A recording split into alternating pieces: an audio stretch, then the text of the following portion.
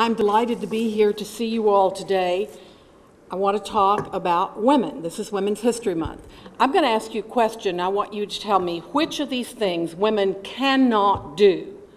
A lawyer, a scientist, a soldier, a doctor, President of the United States, CEO of a major corporation.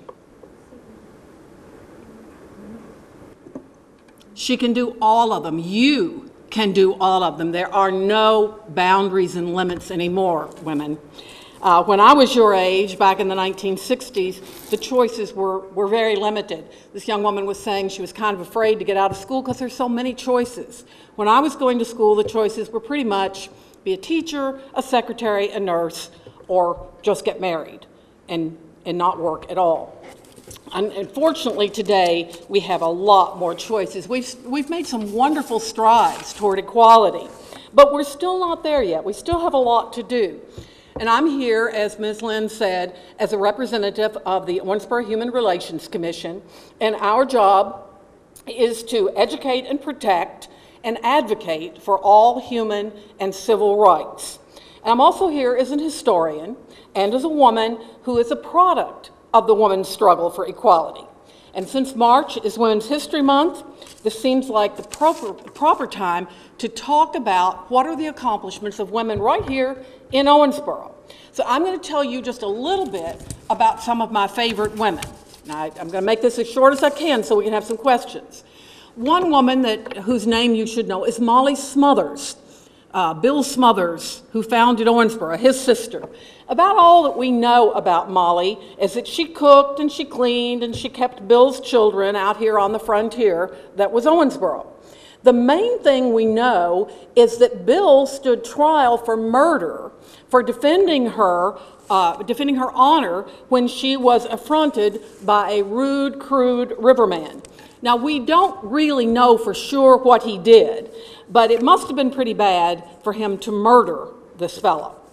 We do know that she fled to a neighbor's house.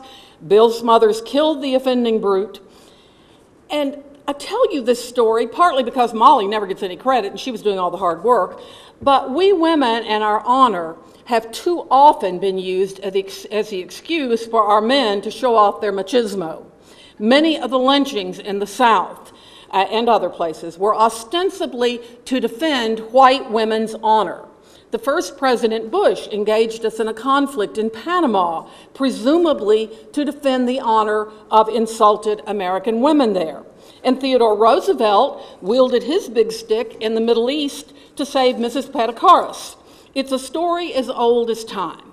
And frankly, most of us do not need men to rush in with hot heads every time someone insults us. And most of us do not like being an excuse for violence. Another group of women that you need to know about are the Civil War women. We're celebrating the sesquicentennial of the Civil War. Most of these women are never named, but we know that they kept the home fires burning. They kept civilization going. They suffered illnesses, shortage of supplies, frequent raids by guerrillas from both sides, heartbreaking losses of sons and brothers and husbands and fathers. These women are the unsung heroes of the American Civil War. Had they not kept things going by sheer force of will and amazing work, there wouldn't have been anything for the men to come back to. Mrs. Sarah Dugan passed through the Union lines carrying letters and money to men at the front, and she nursed ill soldiers while she was there. Another Owensboro woman, in the big billowy skirts that they wore, hid quinine and money beneath her skirts to deliver to rebel soldiers when she went down to Murfreesboro in Tennessee to retrieve the body of her son, who had been killed when he was fighting with Morgan's raiders. She was turned back by Union troops that said if she did not leave, they would burn her son's body before her very eyes. My very favorite Owensboro woman, and it takes a lot to say which is my favorite, is Mildred Summers Lucas. She had real moxie, and she would fit right in, I think, in today's world. She became the first woman jailer in Kentucky on July 14th, 1884. She was married to the jailer who died while defending a black man from lynching by a white mob. She and her children fought right alongside him to defend that prisoner. Her husband was killed. The next day, she continued doing the custodial work, the cooking, the cleaning, all that she had always done. And then she filed to take over her husband's job as well. Now, this woman had a house full of children to feed, and she needed the money. So she was appointed by a special election that would be held in August. She was appointed, and then that election would be held, at which time, get this, she defeated 8 men, including a fellow by the name of Sam Duncan, whose manly pride was wounded at being beaten by a woman. So he contested her right to the office, and the next month, the contesting board held that he was the rightful jailer. But Ms. Lucas refused to leave the jail. She would not leave the office. She would not leave. She continued carrying out her duties for a 16-month court fight in the case of Atchison versus Lucas. And this was before the Kentucky Court of Appeals. The court ruled that since she could not vote in Kentucky, she could not legally hold elective office. She was paid $294 for feeding the prisoners during that interim, but not 1 penny for the other duties that she performed. The court held that she had no right to appeal since she was ineligible for the office.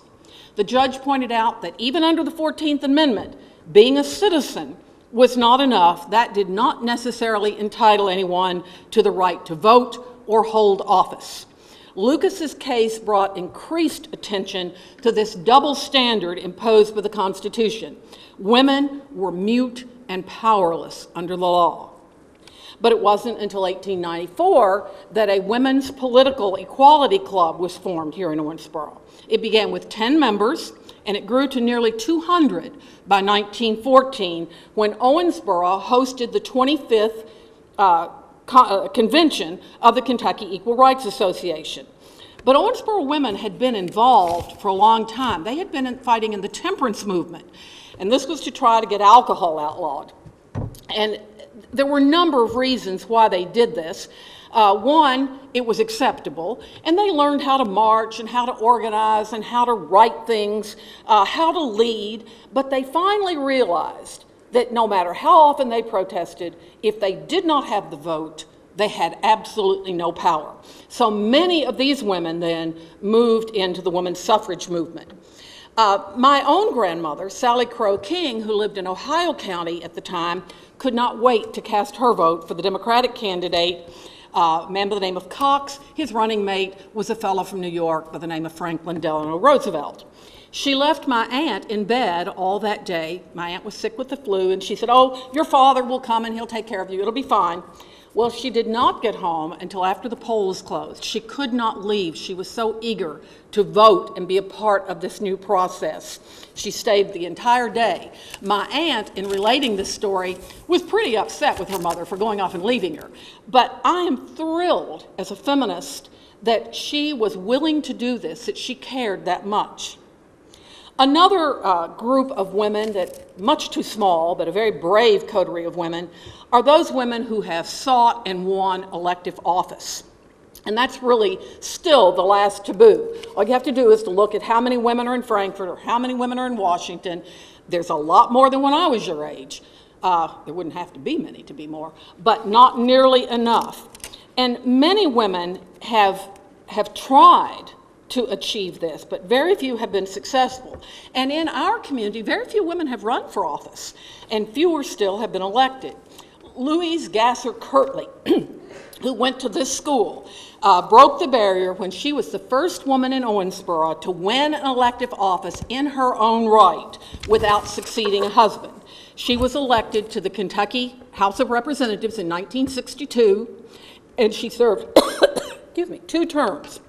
As a high school student in this school, in this auditorium in 1920, she took on 2 fellow students in a debate. She was in favor of the League of Nations and the Democratic candidates in that very historic election. She was the first female attorney in Owensboro, and then she was the first husband and wife team, and then she was the first and maybe the only mother and son legal team. Her son, well, now I'm going to forget his name, Kirtley. He's a practicing attorney here in Owensboro now. I've known him all my life and can't think of it.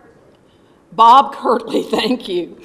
But then she, as a single working mother, and I think this is real important, we're talking about a single working mother, went on to become one of the few women to sit in the Kentucky General Assembly.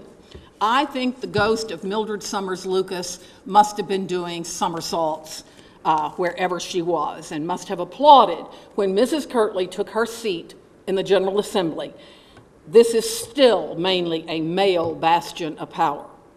In 1915, an Owensboro woman by the name of Estill Lawton Lindsay was elected to the Los Angeles City Council, and she served as mayor for one day.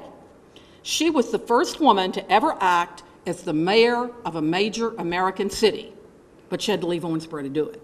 We still have not had a woman mayor. No other woman has achieved so high an office as Louise Gasser Kirtley. But we do have women who've served on the City Commission. Claudia Miles, Anne Murphy Kinchlow, Olive Burroughs. Very important because Olive was the first black woman to ever achieve such an office here.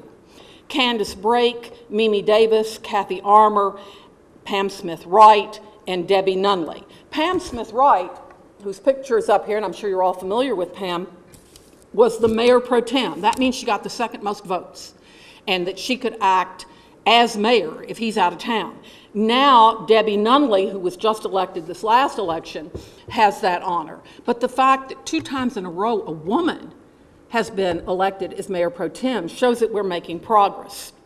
Now, Daisy James also went to this school, and some of you may know Ms. James. She had run for the Owensboro City Commission. She was I think she may have been the first. She was certainly the first African American to run for the Owensboro City Commission. She did not win, but she was the first woman and the first African American to sit on the very powerful OMU board.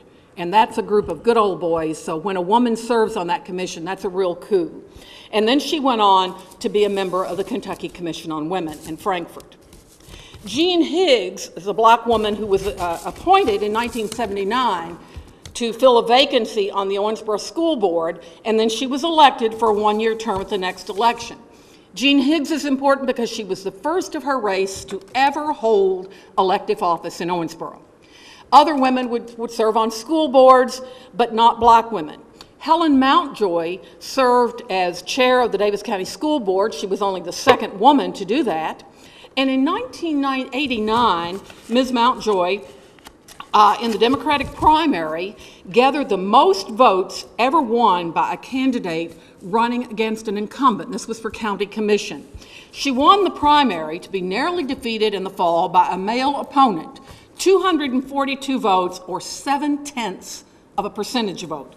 And it's interesting that her opponent used the fact that she was a wife and mother against her, as if women can't do the domestic things as well as be involved in a responsible job or in politics. He questioned, why wasn't she at home with her kids rather than running for office? And undoubtedly, that was a factor in her losing. No other woman has done so well in the county. We have had no women elected to the county commission. And she pushed the door open a little bit for a lot more women. She served on the State Board of Education. She served as the State Education Secretary. And just a few weeks ago, Helen Mountjoy won the Athena Award, which is given each year to a woman who has made outstanding contributions to the community. So she and all these women I've mentioned are real examples of courage and women who were willing to step forward and take their place in history.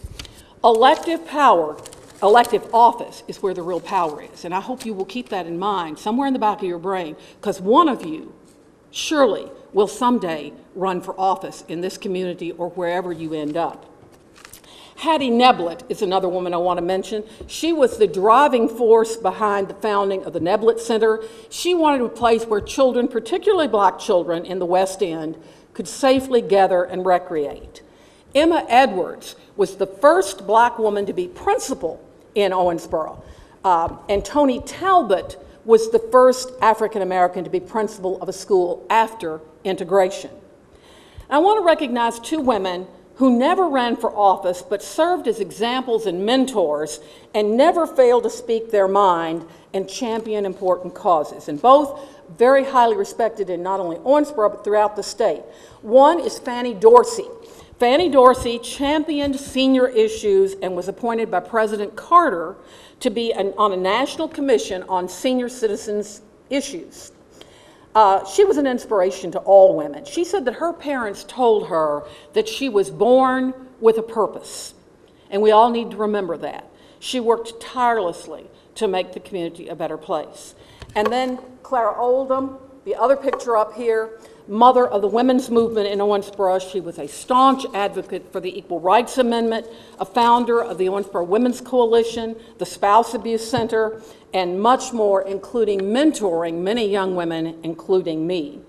And she helped encourage many young women to run for office. And her picture now hangs in Frankfort in the collection known as the Kentucky Women Remembered.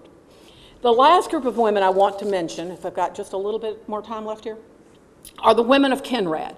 I'll bet every one of you knows somebody, maybe a grandmother or someone who worked at Kenrad, which later became GE. These women were on the cutting edge of the women's movement without ever knowing it. My mother was one of these, and most of my aunts were. These were very strong women. The work was tedious and exacting, and women worked not only very well at that kind of work, but they worked more cheaply than men. For many women, this was the first time to eat out, to buy things, to live away from home, maybe in one of the rooming houses around the plant. It changed the economics of the community. Women could now buy refrigerators or things for the house, maybe even a car. For the first time, women in such numbers worked outside the home in this community. And it caused problems in marriages, crisis of childcare, transportation problems. It allowed some women to leave bad marriages or not to marry at all. It allowed for female bonding, which is very important and was very lacking in particularly rural areas. It gave a sense of pride and achievement, and it created the generation of women whose daughters would reach higher, have careers, go to college, and be part of the women's movement. These courageous women of Kenrad passed on that desire for independence, the feeling that there's more to life, that women can do anything. Now, these have just been a few of my favorite women. I could talk to you for hours and hours because there are so many more, and you probably have some on your list. And so at this point, I want you to think about that. Think about the fact that we are born with a purpose. That's us, all of us. And if you listen carefully, you can hear the rush of the wind of change that these women began and pursued. If you concentrate, you can feel the wind beneath our wings, lifting us to join these heroic women in the search for equality, for purpose, and power. And I would ask you to catch the wind and rise up.